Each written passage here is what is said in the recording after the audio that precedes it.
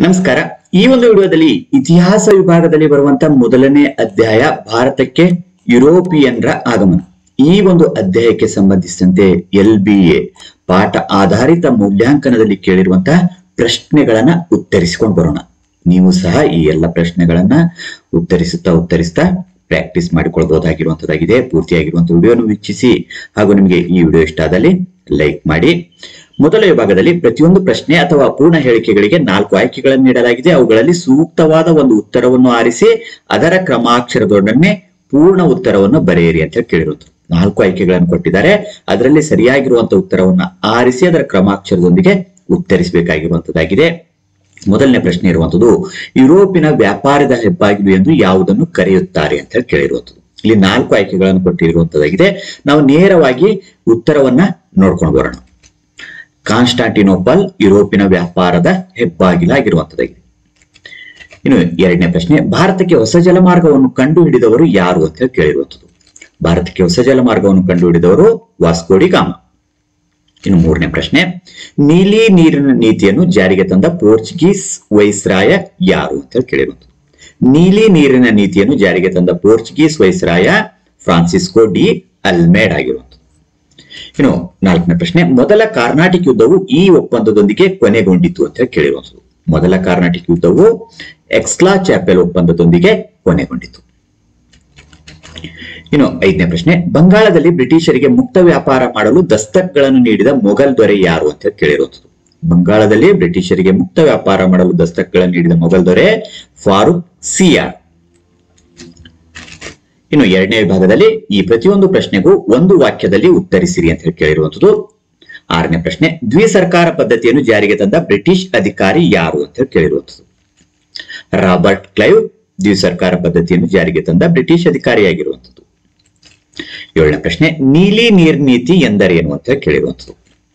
ಭೂಮಿಯ ಮೇಲಿನ ಆಧಿಪತ್ಯದ ಬದಲು ಸಮುದ್ರದ ಮೇಲಿನ ಏಕಸೌಮ್ಯಕ್ಕಾಗಿ ನೌಕಾಶಕ್ತಿಯನ್ನು ಬಲಪಡಿಸುವ ನೀತಿಯೇ ನೀಲಿ ನೀರಿನ ನೀತಿ ಆಗಿರುವಂತದ್ದು. ಎಂಟನೇ ಪ್ರಶ್ನೆ, 1453ರಲ್ಲಿ ಕಾನ್ಸ್ಟಾಂಟಿನೋಪಲ್ ಅನ್ನು ವಶಪಡಿಸಿಕೊಂಡವರು ಯಾರು ಅಂತ ಕೇಳಿರುವಂತದ್ದು. ಅಟೋಮನ್ ಟರ್ಕರು ವಶಪಡಿಸಿಕೊಂಡಿರುವಂತದ್ದು. ಒಂಬತ್ತನೇ ಪ್ರಶ್ನೆ, ಭಾರತದಲ್ಲಿ ಪೋರ್ಚುಗೀಸ್ ಸಾಮ್ರಾಜ್ಯದ ನಿಜವಾದ ಸ್ಥಾಪಕ ಯಾರು ಅಂತ ಕೇಳಿರುವಂತದ್ದು. ಅಲ್ಫಾನ್ಸೋ ಡಿ ಅಲ್ಬುಕರ್ಕ್ ಭಾರತದಲ್ಲಿ ಪೋರ್ಚುಗೀಸ್ ಸಾಮ್ರಾಜ್ಯದ ನಿಜವಾದ ಸ್ಥಾಪಕ. 10ನೇ ಪ್ರಶ್ನೆ, ಮೂರನೇ ಕಾರ್ನಾಟಿಕ್ ಯುದ್ಧವು ಯಾವ ಒಪ್ಪಂದದೊಂದಿಗೆ ಕೊನೆಗೊಂಡಿತು ಅಂತ ಕೇಳಿರುವಂತದ್ದು. ಪ್ಯಾರಿಸ್ ಒಪ್ಪಂದದೊಂದಿಗೆ ಕೊನೆಗೊಂಡಿತು. 11ನೇ ಪ್ರಶ್ನೆ, ಭಾರತದಲ್ಲಿ ಫ್ರೆಂಚರ ರಾಜಧಾನಿ ಯಾವುದು? ಪಾಂಡಿಚೇರಿ ಭಾರತದಲ್ಲಿ ಫ್ರೆಂಚರ ರಾಜಧಾನಿ. ವಾಸ್ಕೋ ಡಿ ಗಾಮನು ಭಾರತಕ್ಕೆ ಬಂದು ತಲುಪಿದ ಸ್ಥಳ ಯಾವುದು? ಕಾಪಡ್.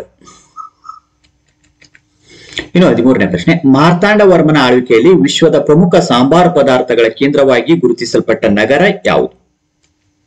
ಕೊಚ್ಚಿ. ಇನ್ನು ಮೂರನೇ ವಿಭಾಗದಲ್ಲಿ ಈ ಪ್ರತಿಯೊಂದು ಪ್ರಶ್ನೆಗೂ 2ರಿಂದ 4 ವಾಕ್ಯಗಳಲ್ಲಿ ಅಥವಾ ಅಂಶಗಳಲ್ಲಿ ಉತ್ತರಿಸಿ ಅಂತ ಕೇಳಿರುವಂತದ್ದು. 14ನೇ ಪ್ರಶ್ನೆ, ಭಾರತಕ್ಕೆ ಹೊಸ ಜಲಮಾರ್ಗ ಕಂಡುಹಿಡಿಯಲು ಕಾರಣವಾದ ಅಂಶಗಳನ್ನು ಚರ್ಚಿಸಿರಿ ಅಂತ ಕೇಳಿರುವಂತದ್ದು. ಯಾವ್ಯಾವ ಅಂಶಗಳು ಕಾರಣ ಆದವು ಅನ್ನೋದನ್ನ ಚರ್ಚಿಸಬೇಕಾಗಿರುವಂತದ್ದಾಗಿದೆ. ಟರ್ಕರು ಕಾನ್ಸ್ಟಾಂಟಿನೋಪಲ್ ನಗರವನ್ನು ವಶಪಡಿಸಿಕೊಂಡರು. ಅವರು ವ್ಯಾಪಾರದ ಮೇಲೆ ತೀವ್ರ ತರದ ತೆರಿಗೆಗಳನ್ನು ವಿಧಿಸತೊಡಗಿದರು. ಇದರಿಂದ ವರ್ತಕರಿಗೆ ವ್ಯಾಪಾರ ಲಾಭದಾಯಕವಾಗಲಿಲ್ಲ. ಯುರೋಪಿನ ರಾಜರು ನಾವಿಕರಿಗೆ ನೀಡಿದ ಪ್ರೋತ್ಸಾಹ, ವೈಜ್ಞಾನಿಕ ಆವಿಷ್ಕಾರಗಳಾದ ದಿಕ್ಸೂಚಿ, ಅಸ್ಟ್ರೋಲೋಬ್, ಸಿಡಿಮದ್ದು ಮೊದಲಾದವುಗಳು. 15ನೇ ಪ್ರಶ್ನೆ, ದ್ವಿಸರ್ಕಾರ ಪದ್ಧತಿಯನ್ನು ವಿವರಿಸಿ ಅಂತ ಕೇಳಿರುವುದು. ಅಥವಾ ಈ ಪ್ರಶ್ನೆಗೆ ಇನ್ನೊಂದು ರೀತಿಯಲ್ಲೂ ಸಹ ಕೇಳಬಹುದು, ದ್ವಿಮುಖ ಸರ್ಕಾರದಿಂದ ದೇಶದ ಬೊಕ್ಕಸಕ್ಕೆ ನಷ್ಟ ಸಂಭವಿಸಿತು, ಸಮರ್ಥಿಸಿ ಅಂತ ಕೇಳಿರುವುದು. ರಾಬರ್ಟ್ ಕ್ಲೈವ್ನು ಬಂಗಾಳದಲ್ಲಿ ಜಾರಿಗೆ ತಂದನು. ಬ್ರಿಟಿಷರು ಭೂಕಂದಾಯ ವಸೂಲಿ ಹಕ್ಕು ಹೊಂದಿದ್ದರು. ಬಂಗಾಳದ ನವಾಬನು ಆಡಳಿತ, ನ್ಯಾಯ ಮೊದಲಾದ ಆಡಳಿತಾತ್ಮಕ ಕಾರ್ಯಗಳನ್ನು ನಿರ್ವಹಿಸುತ್ತಿದ್ದನು. ಎರಡನೇ ಕಾರ್ನಾಟಿಕ್ ಯುದ್ಧದ ಪರಿಣಾಮಗಳಾವುವು ಅಂತ ಹೇಳಿ 16ನೇ ಪ್ರಶ್ನೆ ಕೇಳಿರುವಂತದ್ದು. ಪಾಂಡಿಚೇರಿ ಒಪ್ಪಂದದೊಂದಿಗೆ ಮುಕ್ತಾಯವಾಯಿತು. ಫ್ರೆಂಚರು ಡೂಪ್ಲೆಯನ್ನು ಹಿಂದಕ್ಕೆ ಕರೆಸಿಕೊಂಡರು.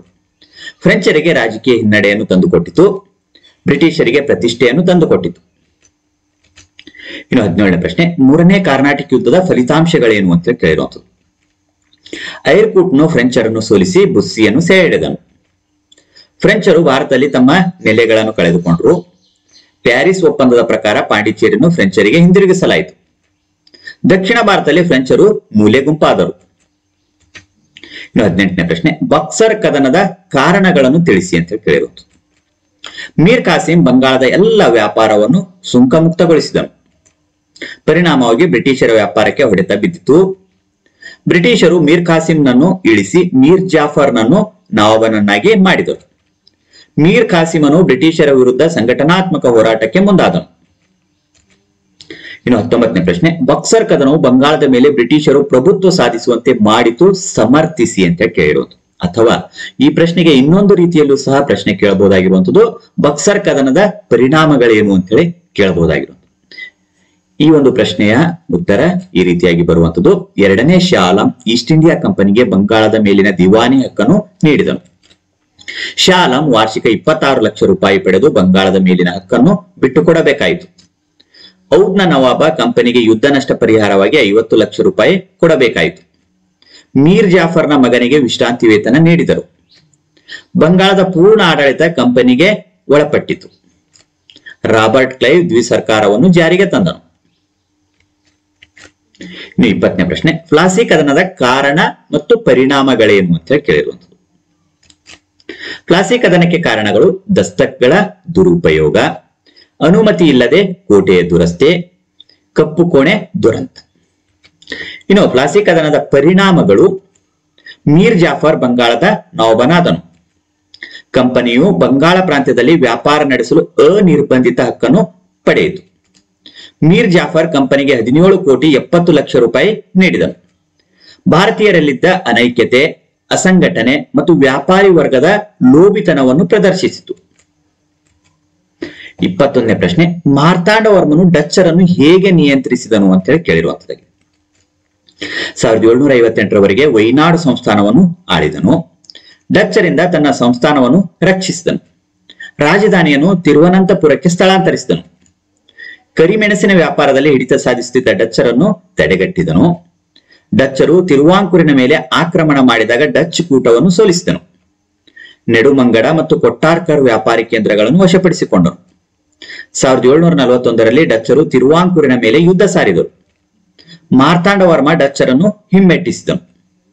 1753ರ ಒಪ್ಪಂದದ ಪ್ರಕಾರ ಡಚ್ಚರು ಸಂಪೂರ್ಣ ಅಧಿಕಾರವನ್ನು ಒಪ್ಪಿಸಿ ಶರಣಾದರು.